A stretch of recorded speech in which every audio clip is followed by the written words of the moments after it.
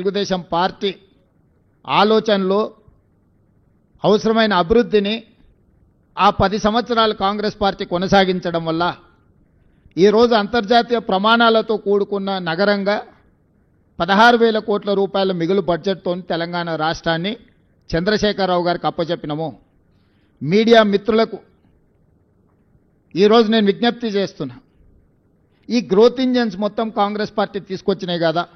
ఈరోజు ఐటీ కంపెనీలు, ఫార్మా కంపెనీలు, విద్యా సంస్థలు, మెట్రో రైలు, మెట్రో జలాలు, outer ring road, hitech city, అంతర్జాతీయ airport, knowledge park, financial district, American consulate, ఇతర దేశాలకు సంబంధించిన కౌన్సిలేట్ జనరల్స్ని హైదరాబాద్కి రప్పించి ఈ హైదరాబాద్ నగరానికి అంతర్జాతీయ గుర్తింపు తీసుకొచ్చింది 2004 నుంచి 2014 సంవత్సరంలో కాదా? ఇదే కాదు, 2013 సంవత్సరంలో ఐటీ ఉద్యోగాలను పెంచాలని ఐటీఐఆర్ కారిడార్ను తెలంగాణ రాష్ట్రానికి మన్మోహన్ సింగ్ గారు ఇస్తే మోడీ గారు, చంద్రశేఖరరావు గారు 2017లో ఐటీ కారిడార్ను రద్దు చేసి లక్షలాది మంది ఐటీ నిపుణుల యొక్క ఉద్యోగ ఉపాధి అవకాశాలను పోగొట్టింది కేసీఆర్, నరేంద్ర మోడీ గారు కాదా?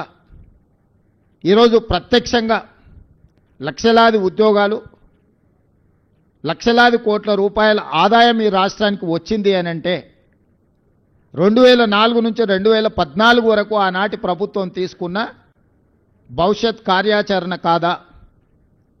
మరి 2014 నుంచి 2024 వరకు చంద్రశేఖరరావు గారు, నరేంద్ర మోడీ గారు, కిషన్ రెడ్డి గారు, కేటీఆర్ ఈ నలుగురు కలిసి హైదరాబాద్ నగరంలో చేసిన అభివృద్ధి ఏదో ఒకటి చెప్పండి. వరదలు వచ్చినప్పుడు హైదరాబాద్ నగరం నిండా మునిగిపోతే కేంద్రం నుంచి చిల్లి గవ్వ కూడా కిషన్ రెడ్డి గారు తీసుకురాలి కేంద్ర మంత్రిగా. సచివాలయంలో ఉన్న దేవాలయాన్ని కూలగొడితే కూడా, సచివాలయంలో ఉన్న మసీదును కేసీఆర్ కూలగొడితే కూడా, కిషన్ రెడ్డి గారు సొంత నియోజకవర్గంలో ఇంత దుర్మార్గం జరుగుతూ కూడా ప్రశ్నించలేదు.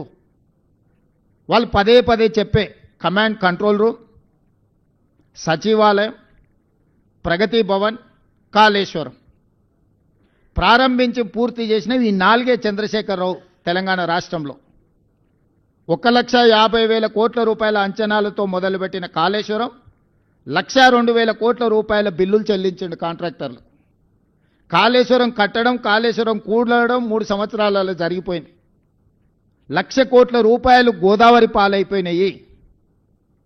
ప్రగతి భవన్ ఆయన విలాసవంతమైన జీవితాన్ని సేదతీరడానికి మాత్రం ఉపయోగపడ్డది తప్ప, గద్దరన్న లాంటి వాళ్ళని ప్రగతి భవన్ గేటు దగ్గర గంటల కొద్దీ ఎండలో కూర్చోబెట్టింది తప్ప పేద ప్రజలకు ప్రవేశం లేని, తెలంగాణ పేద ప్రజలకు ప్రవేశం లేని నిషేధాజ్ఞలు ఉన్న ప్రగతి భవన్ కేవలం చంద్రశేఖరరావు గారికి, వారి కుటుంబానికి ఉపయోగపడ్డది తప్ప తెలంగాణ రాష్ట్ర ప్రజలకు ఏమైనా ఉపయోగపడ్డదా?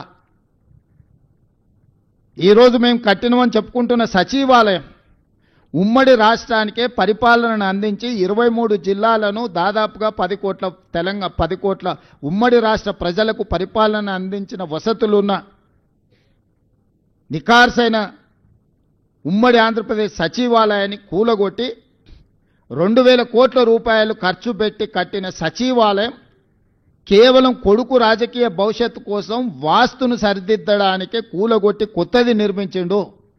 కొత్తగా ఏమైనా ప్రజలకు ఆ సచివాలయం వల్ల అదనపు సౌలభ్యం ఏమైనా వనకూరిందా? అదనపు ప్రయోజనం ఏమైనా ఉన్నదా?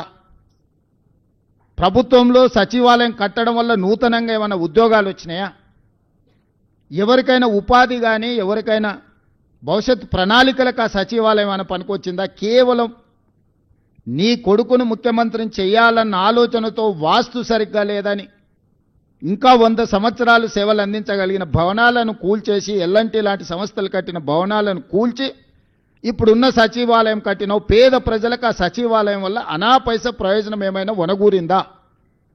కమాండ్ కంట్రోల్ రూమ్ ద్వారా ప్రతిపక్ష నాయకుల ఇళ్ల ముందు సీసీ కెమెరాలు పెట్టి కమాండ్ కంట్రోల్ రూమ్లో కూర్చొని చూసుకోవడానికి ప్రతిపక్షాల మీద, తనంటే గిట్టని వాళ్ళ మీద పాత్రికేయ